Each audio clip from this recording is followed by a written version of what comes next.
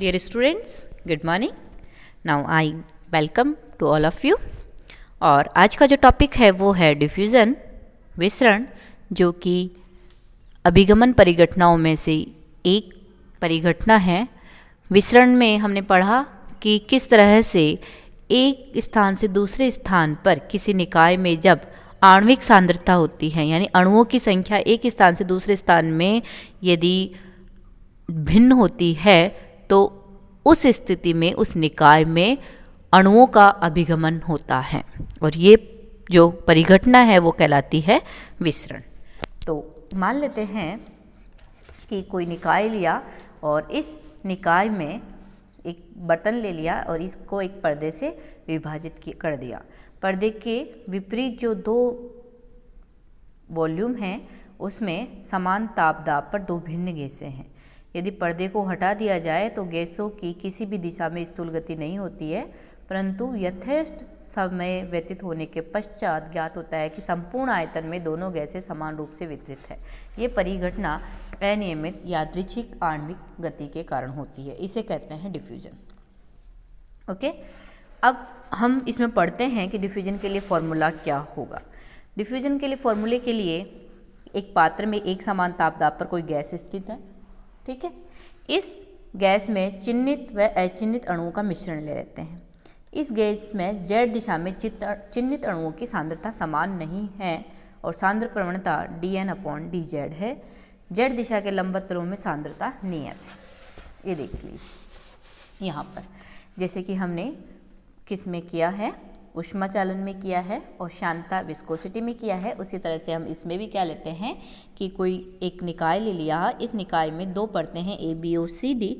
इस C D और A B परतों के बीच में एक गैस ले ली और इसकी आणविक सांद्रता यहाँ ए बी तल में सबसे कम अणु हैं, ऊपर की ओर जेड दिशा की ओर बढ़ते जाते हैं, यानी ए बी से सी डी तल की ओर जब बढ़ते जाते हैं तो अणुओं की संख्या में वृद्धि होती जाती है, यानी आणविक सांद्रता जो है dN/dz वो जेड दिशा में है।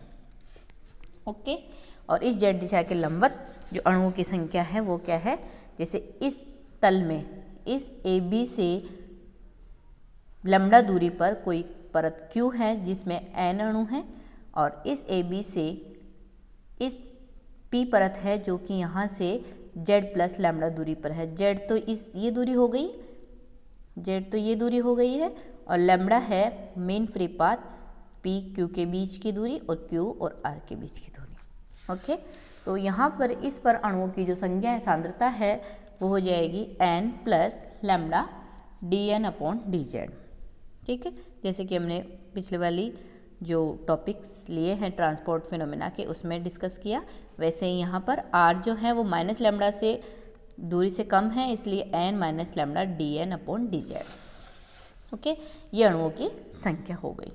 अब यहाँ पर लैम्डा जो है वो मेन परिपात है जो कि एक डिस्टेंस की यूनिट का है, अतः दिशाओं में गति की प्रायिकता समान होने से n संख्या घनत्व के प्रभाग में प्रति एकांक आयतन एक निश्चित दिशा में गति करने वाले अणुओं की संख्या n/6 होगी। जैसे कि हमने पिछली वाली जो फिनोमेना पढ़े उसमें है, मान लेते हैं जो n है, n अणु प्रति एकांक आयतन में n अणु हैं। ओके, तो इस अणु में से एक दिशा में जाने वाले अणुओं की संख्या यानी कि कितनी हो जाएगी, 6। 3 तो दिशाएं हो गई और एक दिशा का धनात्मक ऋणात्मक मान, इस तरह से 6 दिशाएं होगी, तो एक दिशा में जाने वाले अणुओं की संख्या कितनी होगी, n/6। ठीक है, और सी बार इसकी माध्यचाल है, सी बार यदि इसकी माध्यचाल है तो वहीं n λ/6 लैम्डा आयतन में अणुओं की संख्या n λ/6 और ये कितने समय में यहाँ से यहाँ तक पार करने में इसको जो समय लगता है वो t बराबर λ/c बार, जहाँ पर माध्यचाल है। ठीक है, तो ये हो गया समय λ/c बार और ये अणुओं की संख्या। तो इस समय में, इस t समय में पार करने वाले अणुओं की संख्या λ/c बार, तो इसको हम कैलकुलेट करेंगे तो n/6। तो अणुओं की संख्या इतनी हो गई, एक दिशा की ओर अभिगमन करने वाले अणुओं की संख्या 1/6 n/c बार। ओके, अब हम ये देखते हैं कि यहाँ पर P तल के यहाँ पर P तल के एकांक क्षेत्रफल को प्रति एकांक समय में नीचे की ओर पार करने वाले चिन्हित अणुओं की संख्या। चिन्हित अणुओं की संख्या कितनी है? n plus lambda dn/dz। तो यहाँ पर अणु थे, इसमें से कितने अणु जाएंगे? 1/6। n का मान यहाँ पर ये है, तो ये c बार। इसी तरह से इस r परत से q परत की ओर ऊपर की ओर जाने वाले अणुओं की संख्या 1/6 n की जगह क्या आ जाएगा यहाँ पर? n माइनस लैम्डा dn/dz ये आ जाएगा, और ये c बार माध्य चाल हो गई। ओके, तो ये ऊपर जाने वाले अणुओं की संख्या हो गई और ये नीचे आने वाले अणुओं की संख्या। यदि हम ऊपर जाने वाले अणुओं की संख्या z दिशा की ओर प्रति एकांक क्षेत्रफल प्रति एकांक समय में अभिगमित अणुओं की संख्या निकालना चाहे, तो ऊपर की दिशा को हमने पॉजिटिव माना है, तो ये पॉजिटिव आ जाएगा, ये नेगेटिव आ जाएगा, तो यानी ये पॉजिटिव में आ गया यहाँ पर, और ये आ जाएगा नेगेटिव माइनस साइन लगा के। तो ये आ जाएगी हमारे पास में इतने अणु जो हैं वो प्लस z डायरेक्शन में अणु गुजर रहे हैं। तो इसको हम कैलकुलेट किया तो दूसरी वाली टर्म कैंसिल आउट हो गई। फर्स्ट टर्म में इसको मैंने कैलकुलेशन करने के बाद में आ गया -1/3 लैम्डा c बार dn/dz। ओके, ये आ गई, ये सांद्र प्रवणता हो गई dn/dz। लैम्डा माध्य मुक्त पथ हो गया और c बार है अणुओं की माध्य चाल हो गई। और यह जो फॉर्मूला है, ये फॉर्मूला फिक के नियम के अनुसार के किसी निकाय में यदि सांद्र प्रवणता हो तो उसमें अणुओं का जो फ्लक्स होगा वो समानुपाती होगी आणविक सांद्रता के, और आणविक सांद्रता के समानुपाती नियतांक को हटाएंगे तो यहाँ पर कांस्टेंट आता है d, जिसको कहते हैं डिफ्यूजन कोफिशिएंट। ओके, तो Jn बराबर -d dn/ln/del z। इस इक्वेशन की इस इक्वेशन से तुलना करने पर, इस इक्वेशन की इस इक्वेशन से तुलना करी तो d बराबर आ जाता है 1/3 लैम्डा c बार। जहाँ पर जो लैम्डा है वो है मीन फ्री पाथ 1/√2 पाई d²n, जहाँ पर n है number of molecules per unit volume, d है, d क्या है यहाँ पर? d जो है वो हमने जब मीन फ्री पाथ निकाला था तो क्या है इसका? व्यास, अणु का व्यास। Okay, d। और यहाँ पर इस डिफ्यूजन कोफिशिएंट में लैम्डा का मान रखें और c बार क्या है? मेन वेलोसिटी कितनी है? √8 kT/m। तो ये मान हमने रख दिया 1/3 लैम्डा का मान रख दिया और c बार का मान रख दिया। इसको हमने कैलकुलेट किया यहाँ पर, तो यहाँ पर √2 आ जाएगा इसका मान, √8 का मान 2√2, ये 3√2, ये तो ये हो गई, और डिवाइडेड में क्या बच गया? पाई d²n, और ये kT/m के पावर ½ ओके, ये आ गए 2√2 से 2/3 बच गया, 2/3 पाई d²। अब यहाँ पर हम k को हम लिखना चाहें तो k को कैसे लिख सकते हैं हम कि यहाँ पर k जो है ये हो जाएगा πm। यहाँ पर हम ऊपर नीचे यदि mn तो ये आ जाएगा mkt/π। ऊपर √m कर दिया तो नीचे √m, कोई फर्क नहीं पड़ा इक्वेशन पर, तो ये आएगा 2/3 पाई d²। mn है इसका घनत्व, गैस का घनत्व, तो ये अणुओं का घनत्व mkt/π के पावर ½ ओके। यहाँ पर अब mkt, m को और n को, m जो है m और अवोगाद्रो संख्या से गुणा करें तो ये मोलिकुलर वेट आ जाता है, और इस k को बोल्ट्जमान नियतांक को अवोगाद्रो संख्या से गुणा करें तो r आ जाता है। तो यहाँ पर m की जगह रखें m/n और k की जगह रखें r/m, तो यहाँ पर आ जाएगा वैल्यू mRT/π, और बाहर की तरफ क्या आ जाएगा? ये अवोगाद्रो संख्या बाहर की तरफ आ जाएगी। ओके, अब इस क्वेश्चन में सारे के सारे कांस्टेंट हैं, और टेम्परेचर पर किस तरह से निर्भरता है? T की पावर ½ और रो की इन्वर्सली प्रोपोर्शनल। तो D जो है और जो रो है वो इटसेल्फ टेम्परेचर के इन्वर्सली प्रोपोर्शनल है, यानी ताप के व्युत्क्रमानुपाती होता है घनत्व।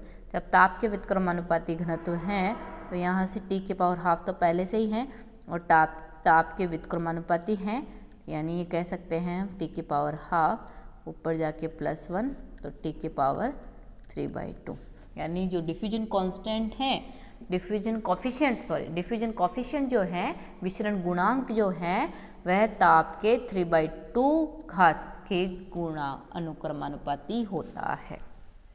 ओके, जबकि जो विस्कोसिटी है और थर्मल कंडक्शन है, विस्कोसिटी और थर्मल कंडक्शन जो है वो ताप के वर्गमूल के अनुक्रमानुपाती होते हैं, जबकि विचरण गुणांक जो है वो ताप के 3/2 घात के अनुक्रमानुपाती होता है। ओके, तो ये है विचरण का कोफिशिएंट निकाल लिया। अब हम देखना चाहेंगे कि इन तीनों जो ट्रांसपोर्ट कोफिशिएंट्स हैं, विस्कोसिटी कोफिशिएंट नीटा, थर्मल कंडक्शन कोफिशिएंट के और डिफ्यूजन कोफिशिएंट डी, इन तीनों में आपस में क्या संबंध होता है। तो तीनों के मान जो है, विचरण गुणांक के मान जो कि हमने निकाले, नीटा बराबर ये है 1/3 रो की टर्म में रो सी बार लैम्बडा, के का मान जो है 1/3 रो सी वी सी बार लैम्बडा, और डी का मान है 1/3 सी बार लैम्बडा। अब इसको याद करने के लिए क्या है, सबसे पहले आप विचरण गुणांक को रखो जिसका मान होगा 1/3 रो सी बार लैम्बडा। ठीक है, अब नीटा का मान रखेंगे तो इसमें घनत्व और ऐड हो जाएगा 1/3 रो सी बार लैम्बडा। अब थर्मल कंडक्शन का मान, थर्मल कंडक्शन में स्पेसिफिक हीट और ऐड हो जाएगी 1/3 रो सी बार लैम्बडा और सी वी। इस तरह से डी एन के से चलेंगे तो इसमें एक एक जो मान है वो गुणा होती जाएगी। यहाँ से जाएंगे तो रो गुणा हो रहा है, यहाँ से जाएंगे तो सी वी गुणा हो रहा है। ये याद करने का तरीका है। ओके, तो ये तीनों विचरण गुणांक के मान हमने रख दिए हैं। अब इन तीनों में रिलेशन निकालने के लिए फर्स्ट हम 2 को लेते हैं। नीटा, ये जो के है, के बाई नीटा निकालेंगे तो इसका इसमें भाग देने पर सी वी बच जाता है ओनली। ओके, सी वी बच जाता है, और यहाँ पर सी वी को मॉलिक्यूलर जो है ये मोलर स्पेसिफिक हीट, ये कहलाती है मोलर विशिष्ट ऊष्मा। मोलर विशिष्ट ऊष्मा के पदों के रूप में लिखें तो CV/m। तो यहाँ से हम देखें तो इसमें CV का मान रख दिया, और इधर से हम लेके आए इसको तो m/K नीटा CV बराबर 1, यानी 1 आता है इसका मान। यदि इन दोनों गुणांकों में रिलेशन देखें तो m/K नीटा CV बराबर 1, जहाँ m है वो अणुभार है, k है वो बोल्ट्जमान नियतांक है, थर्मल कंडक्शन गुणांक है, नीटा विस्कोसिटी कोफिशिएंट है, और CV जो है वह है मोलर विशिष्ट ऊष्मा। इनका जो मान है वो 1 के बराबर आता है। ओके, तो ये देखा गया, प्रयोगों के आधार पर ये देखा गया कि सब गैसों के लिए इसका मान समान व 1 के बराबर होना ये चाहिए, लेकिन विभिन्न गैसों के लिए इस प्रायोगिक मान का मान 1 से डिफर करता है। जैसे कि एक परमाणु गैसों के लिए इसका मान 2.5 प्राप्त होता है। हाइड्रोजन के अलावा अन्य द्विपरमाणु गैसों के लिए जो सामान्य ताप पर इसका मान 1.9 प्राप्त होता है। ठीक है, यानी इसकी वैल्यू 1 होनी चाहिए सभी गैसों के लिए, लेकिन ये देखा गया कि मोनोटॉमिक गैसों के लिए इसका मान 2.5 आता है, डायटोमिक गैसों के लिए इसका मान 1.9 के आसपास आता है। तो ये जो इसको जो जस्टिफाई किया गया, इसका जो दिया गया रीज़न कि क्यों नहीं आया, तो वो ये है कि आणविक जटिलता का प्रभाव प्रेक्षित होता है, यानी अणुओं की जटिलता के कारण ये डिफरेंस आ रहा है। ठीक है, और विशेषकर यह जटिलता आंतरिक स्वतंत्रता कोटियों के कारण उत्पन्न होती है। घूर्णी और कंपनी, यानी हमने ट्रांसलेशन मोशन को लेते हुए यूज में लिया है, अब इसमें घूर्णी गति भी होती है और वाइब्रेशनल मोशन भी होता है, उसको नेग्लेक्ट करते हुए हमने लिया है, इसलिए ये जो डिफरेंस आ रहा है वो इसके कारण आ सकता है। ओके, तो इसमें जो संबंध है वो ये है m के थर्मल कंडक्शन में और विस्कोसिटी कोफिशिएंट में रिलेशन ये आता है m/K नीटा CV। ओके, अब हम निकालना चाहते हैं कि इस रो और इसमें यहाँ पर नीटा और डी में पहले नीटा और के में निकाले, अब नीटा और डी में निकालें। नीटा और डी में निकालने के लिए यहाँ हमने रखा है रो का, यहाँ पर डी का मान रख देते हैं 1/3 सी बार लैम्बडा, इसका मान रख देते हैं डी, तो नीटा बराबर आ जाता है रो डी। ओके, तो यहाँ से जो डिफ्यूजन कोफिशिएंट है, डिफ्यूजन कोफिशिएंट बराबर आता है नीटा/रो, हम इसको ले रो डी/नीटा बराबर 1, यानी विस्कोसिटी कोफिशिएंट और जो डिफ्यूजन कोफिशिएंट है, शांता गुणांक और विचरण गुणांक दोनों में जो संबंध है वो ये है, यानी इसका अनुपात भी क्या है 1 के बराबर होता है। ठीक है। लेकिन नॉन पोलर गैसों के लिए इसका जो मान है वो 1.3 के लगभग प्राप्त होता है, ठीक है। 1.3 1 के लमसम ही है, ठीक है। तो यहाँ पर बहुत सारी गैसों के लिए निकाला गया, तो यहाँ पर बहुत सारी गैसेस हैं, ये गैसेस हैं यहाँ पर, जैसे नियॉन है, ऑर्गन है, नाइट्रोजन है, ऑक्सीजन है, CO2 गैस है, मीथेन है। इसके लिए जो थर्मल कंडक्शन और ऊष्माचालन गुणांक और ये शांता गुणांक, इन दोनों में जो रिलेशन है वो 1 आना चाहिए, और जबकि ये आता है, ये किसके आता है, ये किसके कारण आता है, ये आता है कि आंतरिक स्वतंत्रता की कोटियों के कारण उत्पन्न होता है, या आणविक जटिलता के कारण प्रभाव प्रेक्षित होते हैं। और rho d अपॉन नीटा का मान जो है वो 1 के लमसम है, क्योंकि इस सारणी में दिया गया है। ओके, तो ये आज का जो चैप्टर है वो यूनिट है सेकंड यूनिट वो कंप्लीट हो गई है आपकी। और इसमें थर्मल कंडक्शन कोफिशिएंट ये रहा सिलेबस आपका। तो इस सिलेबस में हम देखें तो यहाँ पर हमारा जो टॉपिक है वो ख़त्म हो गया, सेकंड यूनिट कंप्लीट हो गई, फर्स्ट यूनिट सेकंड यूनिट। अब हम स्टार्ट करेंगे थर्ड यूनिट क्लासिकल स्टैटिक्स और फोर्थ यूनिट क्वांटम स्टैटिक्स। ये 2 यूनिट्स और क्लियर करनी है, ये फर्स्ट और सेकंड यूनिट हमने पढ़ा दिए। तो आज का लेक्चर सुनने के लिए बहुत बहुत धन्यवाद, और नेक्स्ट लेसन भी अपलोड होगा next day. Okay, thank you.